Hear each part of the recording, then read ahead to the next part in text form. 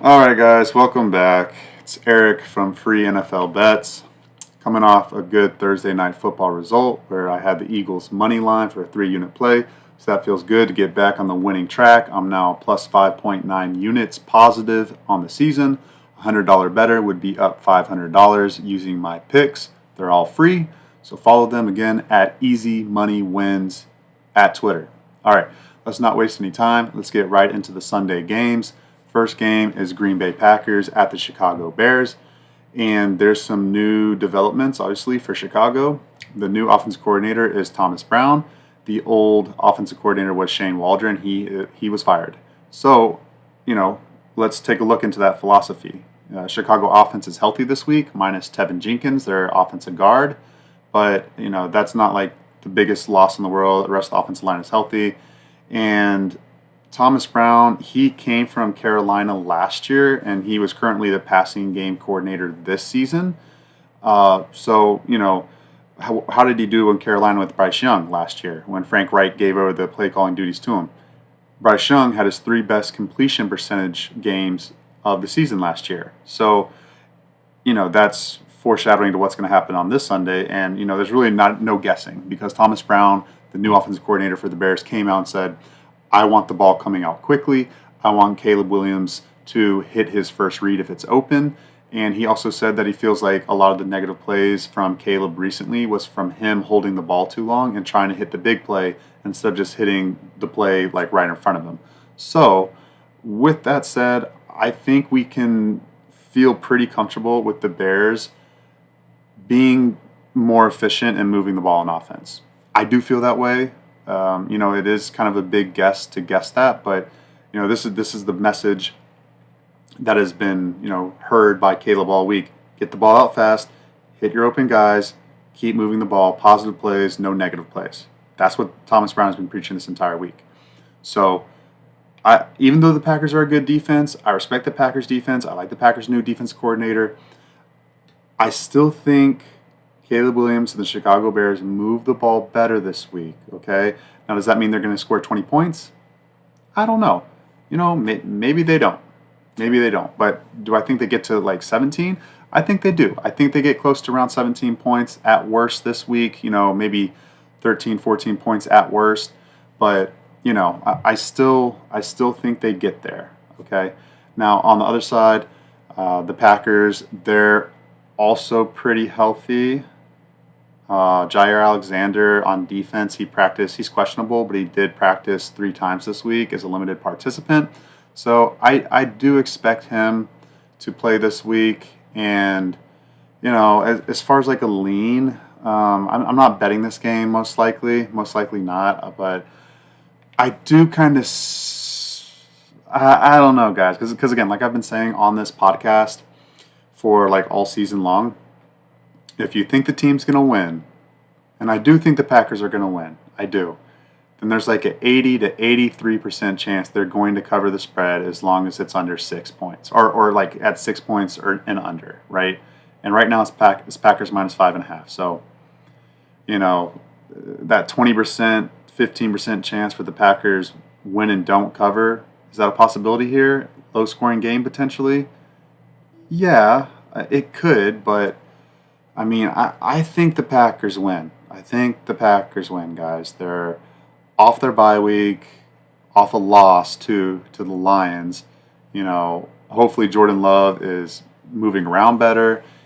His health is, we'll see. We'll see, But I do lean the Packers to win here. So, like, for me, thinking that Chicago can cover that plus 5.5, I kind of feel that way. But, again, just the math, the 82, 83%, Packers win, they're going to cover the spread. I can't go against the Packers in this spot, guys. So I'm going to stay off of this game. The over 40.5 is interesting because I do like the Bears to score and I do like the Packers to score. So, it's just I can't guess, guys. Like I've been saying all year round, I'm not into sports betting for guessing. I'm into sports betting to make money. And in my opinion, guessing and hoping that Caleb Williams plays better this week That's a big if, and I think if you're gonna, maybe you feel very confident about that. I feel pretty confident that he does play a little bit better. So then maybe you should take the over 40.5. I do think that hits. I really do think that hits, but again, I need to see it with my own eyes again that Caleb Williams is going to play a good football game. So I'm going to stay off of that game altogether. Next game, Browns at the Saints. Let's see here. Browns have Jameis Winston as the quarterback still. He is returning to New Orleans where he served as the backup for, I think, the past like 2 or 3 seasons. They're off a bye week and they're off a loss to the Chargers at home. Everyone's healthy for the Browns except for Jeremiah Owusu-Koramoah, the really good linebacker for him, but he's been out for like the past 2 weeks. So I mean that's no new injury. I mean no new news on him. He's been on IR for a couple weeks now. So they do have Thursday Night Football on deck versus the Steelers at home. So that is something, I mean, basically the Browns know their season's over, right? So they're kind of just playing for pride at this point. And, obviously that Steelers game, it's their rival. That's their biggest game of the year at home against the Steelers. So does it hold weight? Yeah, it does hold more weight than the Saints. Are they looking ahead? I mean, I don't know, guys. Maybe a little bit. Maybe a little bit. New Orleans is an out-of-conference opponent. Really, I mean, other than just pride, right? And then Jameis Winston, him going back to New Orleans. So, I don't know. Motivation level for the Browns, kind of iffy. New Orleans, great win with the new head coach. It's funny how that shit always happens, guys. New head coach comes in after the old coach got fired, and then that team wins for their new head coach. It's like, gosh, it just speaks to like how leadership is so critically important in the NFL, and just like from a motivational standpoint, like it's not even about having Andy Reid or Kyle Shanahan as your head coach because they're so great at offense. It's more so like have the Dan Campbells and the John Harbaughs and the Mike Tomlins who are just great motivators, right? Like, I mean, yes, Tomlin used to be a defensive coordinator, but like Dan Campbell, no coordinator experience, and then John Harbaugh is just a special teams coordinator. So like, these guys like are just great motivators, and Dennis Allen was not. Like, just plain and simple, he had no business being a head coach. So the new head coach, Rizzi or whatever his name is, he's doing a great job. Good job getting those guys ready to play. So I do lean New Orleans. They have a bye on deck as well. Teams that have a bye week the next week generally tend to play very well and cover the spread at a very high rate in the last 10 seasons in the NFL. No new injuries for the Saints, like I said. Let's see. Pete Werner, the linebacker, he is questionable. He legitimately might not play this week. Everybody else I expect to play for the Saints. I do lean New Orleans. I think them at home with some good motivation. And, I mean, obviously that secondary is a little concerning for the Saints. But I don't know. I like New Orleans to get it done. Like that Browns defense, I thought they were going to be better this season, but they're just not really that much better. I think the Saints are going to be able to run the ball. I think that, I think the Saints eke out a close win here. Jameis Winston, he's more prone to turning the ball over than Derek Carr is. So, I think whoever turns the ball, I mean, you could say this for any game, but whoever turns the ball over less, which I think will be the Saints in this game, then I think you can expect the Saints to win. And over-under is at 44. I do lean over in this game.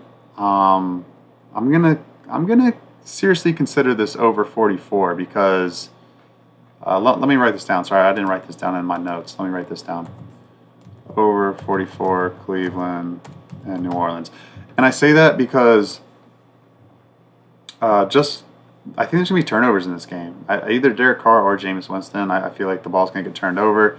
It's quick scoring, mid-low 40s total. That tends to go over. So when if you get some turnovers happening there, so that's the way I lean on that game. Let's keep it moving. We've got the Los Angeles Rams at the New England Patriots. Super Bowl rematch, right? From like 5 seasons ago or whatever. 6 seasons. Crazy, right? Rams right tackle is going to be a third stringer most likely. I do trust McVay, and it's not like the Patriots have some like amazing defensive end that can, cause havoc in the game. So I trust Sean McVay to put out a good offensive tackle out there.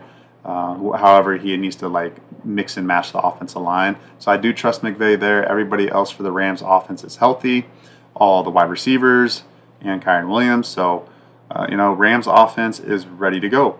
Byron Young and Josh Wallace. Young's the defensive lineman and our defensive end, and Wallace is the cornerback. I do think they're going to play. I do think they're going to play. I think they're questionable, but I looked at their practicing designations this week. Looks like they're going to give it a go. So they're at home versus Philly next week. The Rams are. Obviously this is an out-of-conference game. This doesn't like help them with tiebreakers other than, just increasing their wins in the win column. But the Rams need to win. They need to win. They fell behind another game to Arizona and also to the 49ers. So, to keep pace in that NFC West and a long shot at the wild card, because most likely the Commanders, Packers, and Vikings are going to get the wild card spots. But who knows? NFL's weird. Weird things could happen. Vikings could go on a losing streak. Packers could go on a losing streak. And the Commanders, obviously, Jaden Daniels, his rib is definitely affecting his throwing, and he's not running the ball as much. So who knows what the Commanders do? Who knows? Maybe they start losing. So, but bottom line is Rams need to win this game, guys. They're more than capable of beating this team. Pat's offense, Patriots, they're all healthy, the starters. On defense, the Kyle Duggar and Mapu, the safeties, and Ellis, and the defensive tackle Equali, I think. They were all limited participants the entire week. So, they practiced every single day this week. I expect all four of those defensive starters to play this week. So, Patriots are pretty healthy, right? They're at home. They're coming off a really good win at Chicago. I know the Bears are really bad, but still, it's like winning on the road in the NFL with a rookie quarterback. Like, that's a good win. That's a good win, guys. Like, even if it was against Chicago, like, that's a very good win. So, Patriots have been playing well. They won 2 out of their last 3, and they could have beat the Titans. So, Patriots are looking good. This line of -4.5, it, like, honestly, like these lines will mess with your head, right? They will mess with your head. But again, it's like you just gotta trust the math. And the math says if you think the Rams are gonna win, they have like an 82% chance of covering this spread. So you think the Rams are gonna win? I think the Rams are gonna win. Just take a -4.5 and live with it. They're most likely gonna cover the spread if they win. So that's the only way I can look at this. Rams -4.5. Patriots could keep it close. They could keep it interesting. They've been playing very, very well of late, and they play well at home. Like they should have beat the Dolphins like 4 or 5 weeks ago. They really should. I know Tyler Huntley was a quarterback for the Dolphins, and Matthew Stafford is no Tyler Huntley in no way at all. But still, like I gotta respect the Patriots at home, right? I have to, and so. That -4.5 feels a little rich in my opinion, but I think Rams win, and I think they cover that. So it might be a little close, but I think they get it done. As far as the total, I do lean under 43.5. I think the Patriots defense plays really, really well at home, and then the Rams defense I think is underappreciated especially in the betting markets. So and then obviously the Patriots offense is, they're still learning, they're still getting some stuff done, but I would expect a lower scoring game. That's how I lean, and most of my thoughts on that game. All right, next game, really, really, really, really good 1:00 game. It is the Baltimore Ravens at the Pittsburgh Steelers, and I'm a Steelers fan, so like these games get me going because obviously the Browns are our number one rival. Like, for anybody that wants to refute that, like, you just don't know Steelers football. Technically, the Cleveland Browns are the Pittsburgh Steelers' longest and still current biggest rival. Now, Ravens, yes, it is our most competitive rival right now. It is the one that we hate the most. Yeah, that's the best way I can put it. So, obviously, big game for the Steelers. everybody's healthy for the Steelers except for Alex Highsmith. So Alex Highsmith, he's got like some ankle injury going on. He'll be out for like I think a couple weeks, they said. But we got Preston Smith on the trade deadline, and we got Herbig back. So I feel fine with T.J. Watt and Herbig and Preston Smith rushing Lamar Jackson. I feel perfectly fine with that. Everyone is healthy for Baltimore on the other side, and Travis Jones, the defensive tackle, he should play. I looked at his injury designations for this week. He should play. He's listed as questionable, but I'd be very surprised if he does not go. So what does that leave us with, right? Pittsburgh plays Thursday Night Football at Cleveland, but they're not respecting Cleveland right now with their current state of affairs over there. And so, like, obviously Baltimore, they're 7-3, Pittsburgh 7-2. Winner of this moves to first place in the division. So, like, this is huge, guys. This is huge. Just Pittsburgh has owned Baltimore of late, and as a Steelers fan, that makes me nervous for this game because, like, that just does not continue to keep going that way. So, like, Pittsburgh being 7-1 in the last, like, 8 meetings against Baltimore makes me nervous. I feel like Baltimore's due for a win, even if that is at Pittsburgh. The other thing to look at is that Mike Tomlin has absolutely owned Lamar Jackson. He's, like, 3-1 against Lamar, and he has caused, like, 7 turnovers to only 3 touchdowns. I don't know. And I've been saying this for a couple of years now, is that, like, teams just need to look at what the Steelers do to defend Lamar Jackson. And I'm telling you, you can beat this Baltimore team. Pittsburgh does it all the time. So, yeah. And then also Baltimore, their next game, they play at the Chargers against Jim Harbaugh on Monday Night Football. They're not looking ahead again. I mean, again, Pittsburgh has a big game, quick Thursday Night Football, and then Baltimore plays the other Harbaugh, the Chargers. That's a big game for them too. But like, they'll be locked in on this game. They're not thinking about the next game. So I lean in this point spread range. This game is always close. It's always close. It's always low scoring. So until it proves me otherwise, I can only look that way. Okay. I'm looking at Pittsburgh plus 3.5. Yes, I am a little biased, a lot biased. It's hard for me. Like, there's only 2 teams betting in professional sports that like really mess with my head. It's probably unconsciously, and I don't even realize it, and I try not to. It's betting the Steelers and it's betting the Golden State Warriors. Those are my 2 like teams. That's my NFL team. That's my NBA team. Like, I try to separate fandom from betting, and I don't know, guys. Sometimes I look like a fool, and other times like I look like a genius because I know my team really, really well.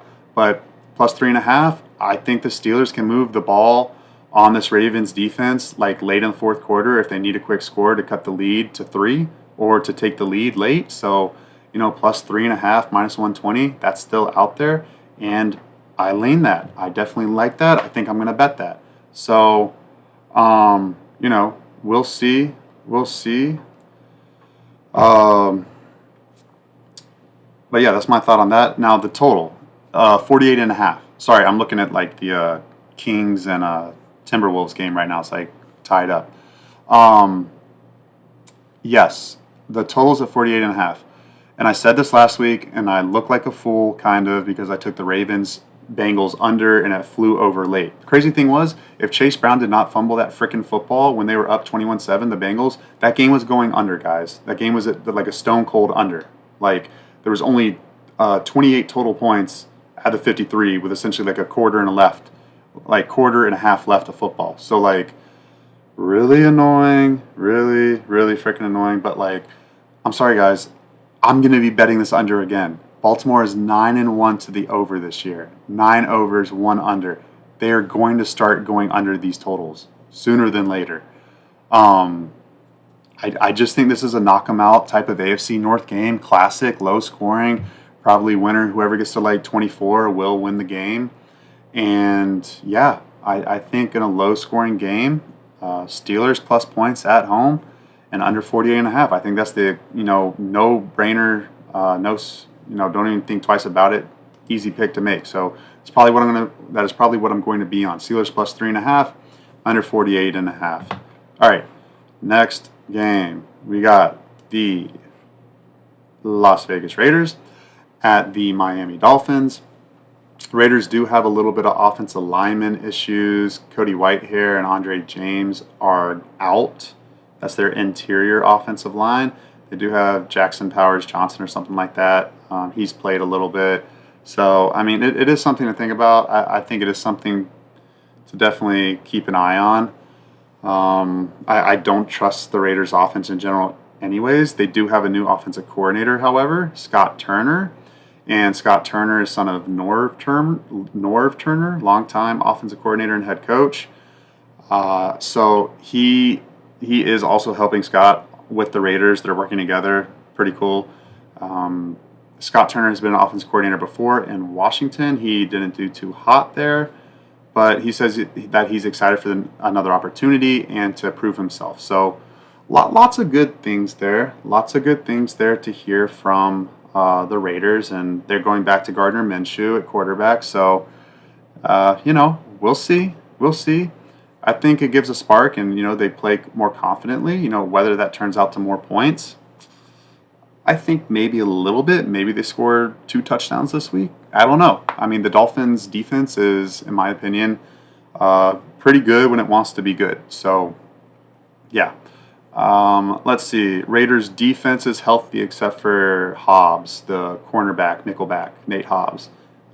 So he's out. Everybody else is healthy. They're off the bye week, and then next week they're at home against Denver. And they're also off the bad loss against Cincinnati. So that's the Las Vegas Raiders side of the equation. Now the Miami side of the equation, off a great win. Finally, they're like 3-6 on the season, I believe. Yeah, I believe that's right. 3-6. So their right tackle Armstead did not practice all week.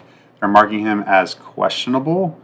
He's a longtime NFL veteran. Maybe they do trust him not to practice all week and then be able to go out there and play. We'll see.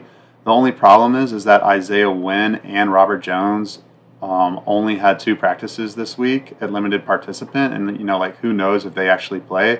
I think Isaiah Wynn does play. We'll see about Robert Jones. We'll see about him, but that if all 3 of those guys are out, that's definitely concerning, at least for the point spread range. I still think Miami wins, but it's concerning. It's concerning. So, okay, let's see here. Sorry, I was looking at the score again. The defense for Miami, let me see where my notes are. They're healthy except for Fuller, the cornerback. Fuller is out. So next week they do have the divisional game against the Patriots, but they're just looking to stack wins. I'm not going to overthink this, guys. Miami at home, they're going to win this game. I feel pretty damn confident about that. Do I think that they're going to cover -7? I don't know. I really don't think so. I lean over 44.5, but again, I'm not into guessing whether or not the Raiders' offense is going to do well this week. I'm really not, so I'm going to lay off that total. But definitely like Miami to win this game. I'm really trying to stay away from teasers this year and parlays, but I might have to put the Miami Dolphins in a teaser. I know that's like one of the most public teasers of the week, but I don't see the fish losing. I don't see the Dolphins losing this game. Okay, next game, Jacksonville Jaguars at the Detroit Lions. Offense is really healthy. Ezra Cleveland should go for Jaguars. No Tank Bigsby though. That is Tank's been playing really well this year, so that is a big miss for them. Even though Travis Etienne is more than capable, the defense is healthy, and they have a bye week on deck. Only issue is, well, 2 issues, right? Jaguars suck, like they just do this year. They've lost a lot of games. They have no shot at making the playoffs. The bye week might be more of a, thank God I'm getting to the bye week. It might be like a sigh of relief, oh, good, finally. I don't have to be around this team. I don't have to, worry about playing for the Jacksonville Jaguars. And then secondly, Mac Jones only had 111 passing yards last week. Yes, I know it's against Brian Flores' defense. I understand that, but still, only 111 passing yards. That's bad. That's bad, guys. So like the spread is plus 14 or plus 13 and a half right now. Lions are healthy, except for Sam Laporta. Sam Laporta is out. Defense is fully healthy, and they're at Indianapolis next week. So they have two AFC opponents. Maybe this is a look ahead, or just not even a look ahead because they got nothing to look ahead to. I mean, Indianapolis is not a look ahead game. Maybe it's just like a nonchalant game. They're off a big win on Sunday night after Jared Goff threw 5 interceptions.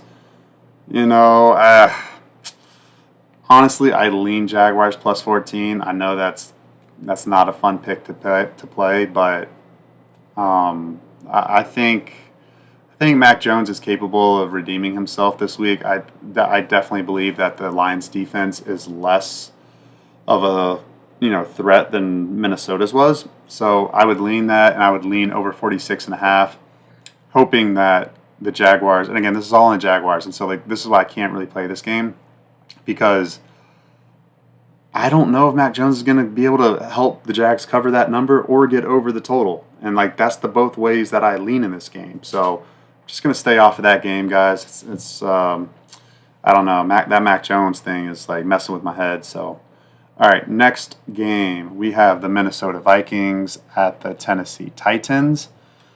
Minnesota is fully healthy. Literally every starter is full go, ready to go. The only thing is Sam Darnold has not looked sharp the last 2 games. He's thrown multiple interceptions or turned the ball over multiple times in the last 2 games, even though they've won the last 2 games. And they do have a little bit of a look-ahead spot next week at Chicago. Now, that's a divisional game, very important, even if Chicago is really not a huge threat to make the wild card anymore. It's still a more important game than playing at an AFC opponent who's not very good in the Tennessee Titans. So I don't think they overlook Tennessee. I still think they go in there with everybody, healthy and get after it.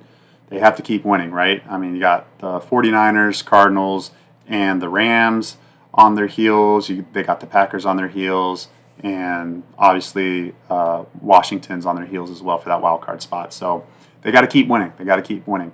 Now, what we can like about this is that Will Levis against Brian Flores' defense is probably not going to go well. Joe Flacco struggled again. I mean, everybody's struggling against it, right?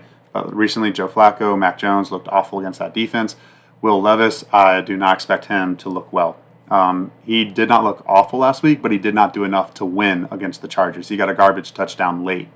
So everybody for Tennessee looks pretty healthy on defense. L'Jarius Sneed is still out, but he's been out for a while, so there's no big loss there. And, they ran the ball well last week, the Titans did. But, yeah, I can only look the Vikings and hoping that Sam Darnold doesn't turn the ball over. And then, Vikings -6. I feel like they should win and cover that. I really do. I lean over 39.5, but I'm not going to get there with it. I'm just not. I would lean it, but I'm not going to get there with it. But yeah, Vikings -6. I'm strongly considering that as a play. Okay, halfway through the games, guys. Just want to say thank you for listening. Really do appreciate it. I know NFL has kind of taken a dip recently. I'm working really hard to make sure that I end the season in the green and then some. So, we'll keep pushing, but, just show some love. I'm doing this for free. It's 12:30 at night on a Friday night, and I'm choosing to do this to give this all out to you guys. So just comment, subscribe, to my social media, Twitter, to the podcast. Rate the podcast. Give it 5 stars, please, if you feel so. And, yeah, I appreciate you guys. All right, let's keep it going. Colts at the Jets. I like the Jets. It's hard to bet the Jets right now, though, right? Because, Aaron Rodgers is not a good leader. He's not. The new head coach, interim head coach, Ulbrich, he's not doing too hot, as a head coach, interim head coach. And, there's just a lot of noise over there. But still, with that said, the Jets are still not out of the playoff picture. They're really not. In the AFC, Denver and, really just Denver, because I think the Chargers are going to hold on to a wild card spot, and obviously the Steelers or the Ravens will hold the other wild card spot. So that last wild card spot, Denver has control of that. I definitely do not trust Denver to hold that wild card spot. I think the Jets could easily get that wild card spot, even though the Broncos beat them head to head. I think the Broncos could literally fall that far, and I think the Jets, the Dolphins, not really the Colts, but the Colts could theoretically still catch the Broncos. Like those teams, they're live, and Cincinnati, and the Bengals. The Bengals could catch the Broncos as well too. So this is still a meaningful game for the Jets. They have their bye week on deck, so nothing would feel better than having some hope and optimism going into the bye week, getting a solid win here. And I think they do get it. I think they do. Offensively, Tyron Smith is out there, right tackle. Fashanu, the rookie tackle, is probably going to start. Don't feel great about him, but it is what it is. Jets defense is healthy except for C.J. Mosley, but C.J. Mosley's been out. He has not played a lot this year. They did tackling drills this week. So Sauce Gardner says he wasn't a fan of that. He says we just need to get out there and tackle better. So we don't need to see a presentation and do all these drills. But I think that matters. I really do. I think that is going to improve the defensive intensity. They're at home. New York Jets fans are not going to let them off the hook. If they start playing bad, they're going to start getting booed. So, and then for the Colts, Anthony Richardson is back at quarterback. I mean, I've been saying it all year. Take your pick. Like both of them are bad. Flacco and Richardson are bad. So, Richardson against that defense, I think the Colts are in for a long day. I think they are. Rob Main, the right tackle, is out for the Colts. The backup is okay. It's like Gonzalez or something like that. But, he has some starting experience, I believe he does. But he's not great. The Colts defense is like fully healthy. And EJ Speed, the linebacker, should play even though he's designated as questionable. He practiced a lot this week. And then they're at home against Detroit next week. So this is a big spot. No look ahead for either team. I mean, the winner of this game fully believes that they have a chance to win, get back into the wild card, especially if Denver loses to Atlanta this week. But still, even if Denver wins, they're still probably going to believe they have a long shot to make the playoffs. So I do like the Jets to win here, guys. I do. It's like that spread is -4. Like it's off of the key number of 3, so like it makes me feel a little weird. But again, stay with the math. Winning team, spread under -7. They'll cover the spread like 80 to 83% of the time. So Jets -4. It's probably going to win. It's probably going to get there. I do lean under 43.5. I think the Colts are going to struggle to score. And I mean, Aaron Rodgers scoring the ball right now, like that offense just doesn't look good. Devontae Adams should play. He's been sick all week, but he said he's going to give it a go. So Jets at home, I think they figure it out, guys, like they did 2 weeks ago and against Houston on Sunday Night Football or whatever it was. And I do think, or that was Thursday Night Football. Yeah, that was Thursday Night Football. I do think the Jets win and cover this spread. I'm probably going to bet. I don't know what I'm going to bet. I am going to be betting the Jets this week, unfortunately, again. It's probably not going to be fun, but whatever. All right. Let's go to the other 4 o'clock games, or to the 4 o'clock games now. We have the Seahawks at the 49ers. 49ers offense has Trent Williams is questionable. He did not practice all week. Banks, the other offensive lineman, is questionable. And John Feliciano, he's been on IR, but he's questionable. Trent Williams did not practice all week, and he's questionable. So, that's something seriously to consider for this offense. Like all 4 of those guys, you hope Trent Williams can play, and the other 2 guards, they have other options I'm not worried about, but you definitely want George Kittle and Trent Williams to play. I lean that they do get there, but we'll see. We'll see if they actually play or not. On defense, Nick Bosa only did 1 limited participant practice, and that was on Friday. So, that was the last practice. He'll probably give it a go. He's been battling and playing, so I would expect him to play. And then Charvarius Ward is still out. Prayers up to him. He lost his daughter like 3 weeks ago. His daughter was only like 1 year old, so, that sucks. Prayers up to Charvarius Ward, guys. And special teams wise, Jake Moody, he's a head case, man. He missed like 2 field goals last week. Cost me money on the spread. That was really freaking annoying. And they're at Green Bay next week. But this is important because the 49ers, they have to keep pace with the Cardinals. The Cardinals keep winning. So, like, 49ers aren't necessarily looking ahead to Green Bay. They're looking at Seattle. This is a divisional opponent. They need to start winning divisional games. These two teams played on Thursday Night Football this year, and the 49ers kind of handled the Seahawks. They made it a little interesting late, but, for all intents and purposes, they were in control of that entire game. I do lean under 48. I picked under, like, whatever it was in the last game on Thursday Night Football, and that was, like, one play away from getting there. If they stopped Geno Smith on that 4th down and goal, that game would have went under. I do lean under 48 again. I think I am going to bet that. I think that will be a for sure play for me. 49ers minus 6.5. Again, you think the 49ers are going to win, which I do. I think they're going to cover it, guys. I think they are. So, it's a higher number, and they didn't cover it last week, but they should have covered it last week. If Jake Moody just made the field goals from 30 and 40 yards out, they would have covered the spread against the Tampa Bay Buccaneers. So I can only look that way in this game as well. Under 48 and the 49ers minus 6.5. But yeah, 49ers, I feel like they win this game. So again, with the Miami Dolphins, if you want to pair them and the 49ers to win, I like that teaser. I might do that too. So we'll see, guys. We'll see. Next game is Atlanta Falcons at Denver Broncos. Atlanta's offense is fully healthy, except for the fullback. The defense is a concern, though. They're missing 3 cornerbacks.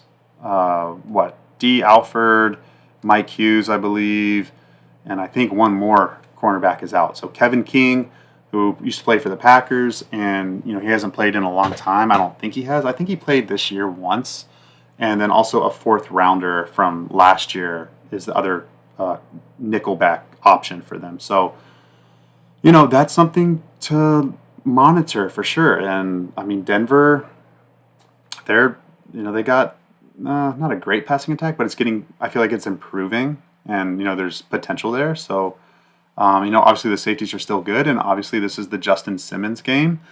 He returns back to Denver for the first time. Denver didn't sign him back, and he went to Atlanta. So that is definitely something to think about. So other than that, Troy Anderson, the linebacker's out for Atlanta. So that defense for Atlanta is missing some pieces there, guys. It is. But they do have the bye week on deck. And they've been 3-1 on the road this season. And they're coming off a loss to New Orleans. Atlanta's going to be motivated for this game. Denver also going to be motivated for this game because they're right in the thick of it in the playoff hunt. They're off that awful loss to Kansas City where they should have won. And the kick was blocked at the last second. And, that's just Kansas City season, guys. They just keep getting lucky. Like, yeah, they're a good team, but, like, they've been getting extremely lucky. So, Denver's at Las Vegas next week. Yes, this is an out-of-division game for both teams, but it's still very important for both teams. Everyone's healthy for Denver. Brandon Jones, the starting safety, he should play. It's tough, guys. It's really tough. I could go either way in this game. I do like Denver. I mean, technically, Atlanta does have the better quarterback, but Denver at home, at a conference opponent, they're playing better. They're due for a win, I feel like. It's tough, guys. That's a tough game. I lean Denver. I think Denver gets there. And then I do lean over 44.5. I think both offenses can get it going. I'm probably not going to bet that, but I do lean over 44.5. Okay, last 4 o'clock game. Probably game of the week. You got the Kansas City Chiefs at the Buffalo Bills. It's a playoff rematch from last year. Chiefs ended the Bills season, which they've been doing a lot, And the Bills will be without Dalton Kincaid, and also Keon Coleman is out as well. Mark Cooper, I don't think he's played in 2 weeks, and he's questionable and was a limited participant all week this week. But that's what he's been the past 2 weeks, and he hasn't played. So I don't know, guys. I don't know if he plays. I don't know if he plays this week. Kincaid, Keon Coleman, and Cooper out. That's a lot, guys, against the Chiefs. Like you need Cooper to be in this game, guys. Spencer Brown, the right tackle, is also questionable. He only had 1 limited participant practice this week. He's like one of their best offensive linemen. So, like, that's a big loss if he's not able to go either. I don't know who the offensive right tackle is. I looked it up, but it didn't like ring a bell in my head. So, that offense, That's not good. You need a majority of those guys to play. You need Spencer Brown. You need Amari Cooper to play. Then I'll start feeling better about the Buffalo Bills. And they have a bye week on deck. So like they have a bye week next week. Like it's a Buffalo spot, guys. It's circle the wagons. Nobody circles the wagons like the Buffalo Bills, as Chris Berman says. So I want to bet Buffalo. I don't know, guys. I really don't know. Because honestly, Kansas City's pretty much fully healthy, except for Isaiah Pacheco. There's some thought that he was going to play this week. He's not going to play this week, but Kareem Hunt's been doing fine, stepping in for him. They're healthy everywhere though. No new injuries. No new injuries anywhere. So, and then also the Chiefs are at Carolina next week. So like literally not a look ahead spot at all. Complete focus for both teams, giving it their all. It's just Kansas City's been so lucky this year. It's like their luck's gonna run out. Probably will be this week, but roster matchup wise, it's hard for me to get there with the Bills if Amari Cooper doesn't play, and especially if both Spencer Brown and Cooper don't play. So I'm probably going to bet the Bills -2. I probably am going to bet the Bills -2. I think so, guys. I think so. Okay. Last game on the podcast. I'll do a Monday Night Football podcast on Sunday night, so you can listen to that on Monday morning. But anyways, Cincinnati Bengals at the Los Angeles Chargers. On defense, so the offense is very healthy for the Bengals, except for Orlando Brown, the tackle. He only had one limited participant practice, and that was on Thursday, so he did not practice on Friday. So I don't know. I really don't know if he's actually going to play or not, and that does matter because you're going against potentially Khalil Mack and Joey Bosa and Bud Dupree. That matters. That matters for sure. So they do have the bye week on deck as well. The Bengals do have the bye week next week. So, again, teams play great before their bye week. On defense, B.J. Hill's questionable, only 2 limited participants. And then Hendrickson, their best pass rusher, had 3. He did not practice this week for personal reasons and also his neck and then also for rest. So, he's questionable. I don't know, guys. I really need B.J. Hill and Hendrickson to be in for me to feel good about this. Orlando Brown, if he doesn't play, whatever, it's not the end of the world. Obviously, I want all 3 of those guys to play. All 3 of those guys play. I think I am going to be betting the Bengals just to win, and the reason is this: the Chargers. Well, first let's go over the Chargers' health. Chargers look very healthy, other than Khalil Mack. He did not practice at all this week, and he only played. So he the same as last week. Last week he did not practice and he played, but he only played 4 snaps. So he did not log another practice this week. He'll probably try to play this week. Who knows if he's going to be effective? He probably won't be that effective. So that's how I'm viewing the Khalil Mack situation. He'll probably play. He probably won't be that effective. But yeah, the reason I'm taking this is that Cincinnati, both of these teams are actually spitting images of each other, but it's just the Chargers have gotten a little more wins against, bad teams. Both of these teams' wins are only against bad teams. Literally, you look at the Chargers, their best win is against the Broncos at Denver. That's nothing to hang your hat on. It kind of is. Denver, I'll give them a little bit of credit, but still, I don't think Denver's going to make the playoffs. I think either Cincinnati, New York, Miami is going to catch them. I don't think they're going to make the playoffs. So I do like Cincinnati to win this game, even though Cincinnati's the same as them. Cincinnati's 4 wins are against the Raiders, Giants, Panthers, and Browns. That's it. I'm pretty sure those are their 4 wins. So they've only beaten bad teams themselves.